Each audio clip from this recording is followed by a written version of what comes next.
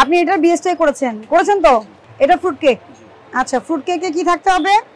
এইটা হচ্ছে লোগো, আপনাকে এই মোড়কে দিতে হবে। আপনি কি দিয়েছেন? না উৎপাদন দিচ্ছেন, না মেয়াদ উত্তীর্ণ দিচ্ছেন, না ব্যাচ নং, না ওজন, না মূল্য, কিছু দিয়েছেন? আপনি বলেন কিছু মেনেছেন? তাহলে আপনার এই যে লাইসেন্স নিয়েছেন এটার কি মূল্য রইল? কি অবস্থা, ভালো আছেন? ভোক্তা অধিকারের মনিটরিং, এখানে মনিটরিং হয়েছিল একবার না?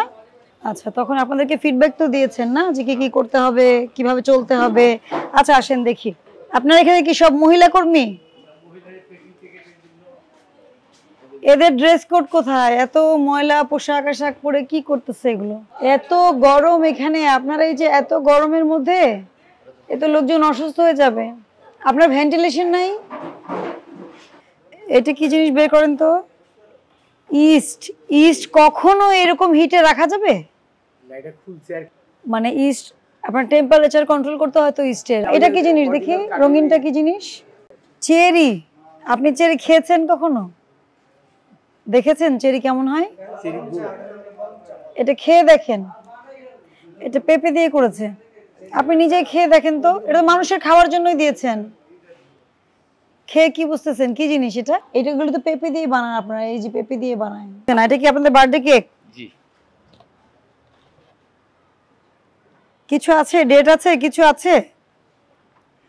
সবচেয়ে বেশি অভিযোগ জানেন মানুষ হতাশ যে আপনাদের এই যে এইসব কেক নিয়ে, এগুলো শিশু খাদ্য, মানে বাচ্চারাই তো বেশি খায় মূলত। আসলে বড়দের তো এই বার্থডে কেক খাওয়ার ইয়ে কম, বাচ্চাদেরই আগ্রহ বেশি। পেস্ট্রি বা বার্থডে কেক, এগুলোর তো ডেট ছাড়া কি আপনি বানাতে পারবেন? তাহলে এই এক জিনিস আপনি ডেট দিতে আপনি চলে যাচ্ছে, কিন্তু উনি এটা ধরেন বাসায় নিল, নেওয়ার পরে উনি এটা কয়দিন খেতে পারবে রেখে, এটা কি বোঝা যাবে? আপনি ডেট দিলেই তো বোঝা যাবে যে কয়দিন রেখে খেতে পারবে। এটা নিয়ম ডেট দেওয়া, আপনি তো বললে লাভ নাই। আজকে শেষ হোক, 2 ঘন্টায় আপনার শেষ হয়ে যেতে পারে না? তার সাথে তো ডেটের কোনো সম্পর্ক নেই। ডেট দেওয়াটা আইন, আপনাকে আইন মানতে হবে তো। এগুলো কি বিক্রি করবেন না? এগুলো বিক্রি করবেন? হ্যাঁ না, এগুলো তো বাতিল হয়ে গেছে। কেন বাতিল হয়ে গেছে? কেন? ফেলে দিব আর কি পরে। মানে কবে ফেলে দিবেন? আর এটা বানাইছে নতুন, আবার করতে চাস কি না, বাতিল। এত নোংরা আপনার এই জায়গা, আপনি কি বুঝে এগুলো রাখছেন এভাবে? যেটা বাতিল সেটা তো বাতিলই। এত ভয়ঙ্কর, এটা কেন রাখছেন এখানে এগুলো? সাইকেল বাসায় গেছে। এই কতদিন ধরে রাখছেন এখানে? না না, এটা পরশুদিন করছি। এটা পরশুদিন করছেন? বলে আপনি পরশুদিন, সত্য বলা। আপনার যদি মনে হয় আপনি ফেলে দিবেন, এগুলো রাখছেন কেন? এটা কি মাছের তরকারি? ওই যে কারিগর খাবে রেখে গেছে। মানে এই অবস্থায় আপনারা কেক সংরক্ষণ করছেন, আবার কি রাখছেন আমি বুঝতে পারছি না। এখানে আবার চকলেট রাখছেন, চকলেট মেল্ট করে রাখছেন, এটা তো ব্যবহার করবেন নাকি? এই চকলেট ব্যবহার করবেন?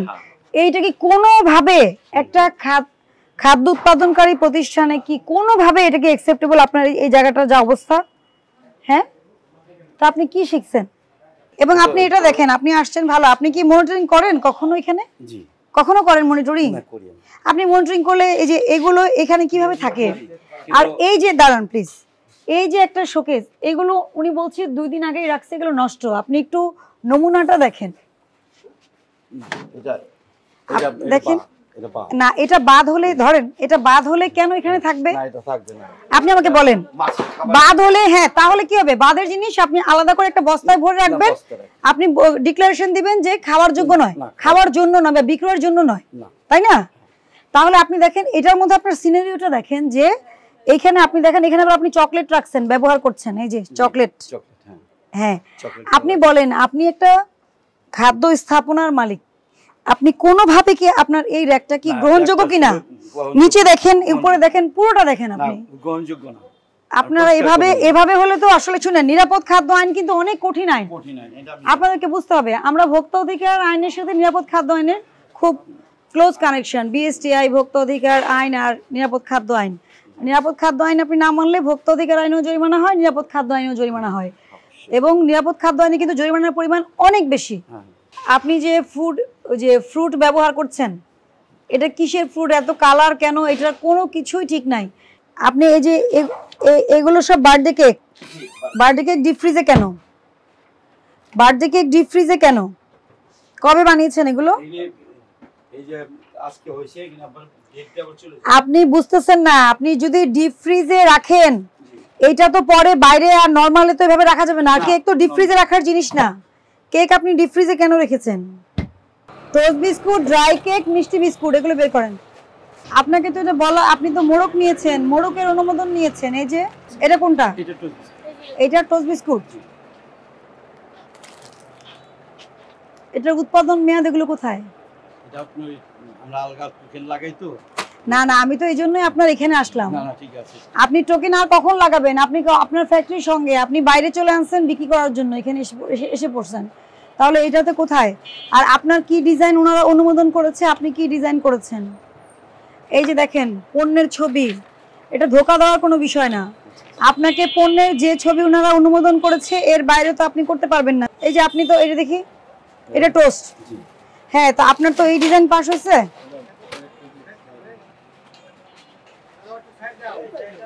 ফেব্রুয়ারি মাসে ডেট এক্সপায়ার হয়ে গেছে। কি করছেন এটা? এই যে এই কেকের আপনি বিএসটাই করছেন তাই না? এটাই তো ফ্রুট কেক। হ্যাঁ ফ্রুট কেক। ফ্রুট কেকের বিএসটাই কেমনে বেচতে হবে? বের করেন, প্যাকেট বের করেন। আপনি এটার বিএসটাই করেছেন তো? ফ্রুট কেক নাম কি এটা? ফ্রুট কেক না প্লেন কেক? Fruit cake. এটা ফ্রুট কেক। আচ্ছা, ফ্রুট কেকে কি থাকতে হবে? এইটা হচ্ছে লোগো, আপনাকে এই মোড়কে দিতে হবে। আপনি কি দিয়েছেন? না উৎপাদন দিচ্ছেন, না মেয়াদ উত্তীর্ণ দিচ্ছেন, না ব্যাচ নং, না ওজন, না মূল্য, কিছু দিয়েছেন? আপনি বলেন কিছু মেনেছেন? তাহলে আপনার এই যে লাইসেন্স নিয়েছেন এটার কি মূল্য রইল? আপনি নিয়েছেন একটা আর করছেন আরেক কাজ।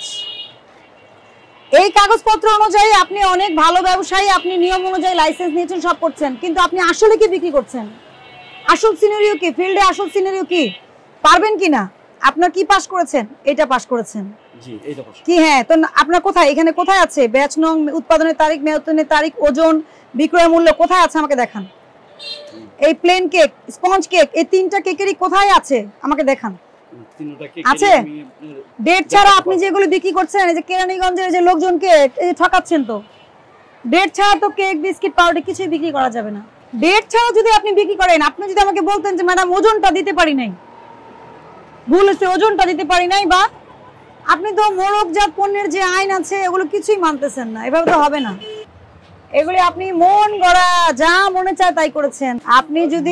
আপনি যদি এই কাজটা না করেন, আপনার প্রোডাক্ট নকল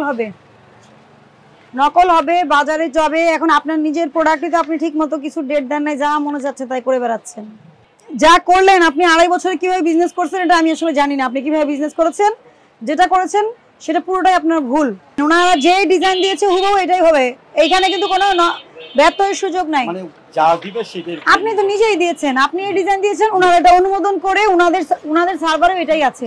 আপনারা যখন এই যে এগুলো করছেন, তাহলে উদ্দেশ্য দুই রকম হতে পারে, যে এটা আপনি ভেজাল করতেছেন, ট্রেস করা যাবে না, মার্কেটে গেলে এটা কে করতেছে। মানুষের জীবন বা স্বাস্থ্যের জন্য ক্ষতি হয় এমন কোন প্রক্রিয়ায় যা কোনো আইন বা বিধির অধীন নিষিদ্ধ করা হয়েছে। কোথায় নিষিদ্ধ করা হয়েছে? নিরাপদ খাদ্য আইনে। আর প্রতিশ্রুতি অনুযায়ী পণ্য বা সেবা সরবরাহ না করা। আপনি বিএসটিআইতে প্রতিশ্রুতি দিচ্ছেন যে এই লাইসেন্স অনুযায়ী এমক এভাবে কাজ করবেন, করেননি। মোড়কজাত পণ্যের আইন তো আপনি মানেননি। পণ্যের উৎপাদনের তারিখ নাই, মেয়াদ উত্তীর্ণের তারিখ নাই, মূল্য নাই, কিচ্ছু নাই। 37 ধারা, এত অপরাধ, এগুলো কি করবো বলেন?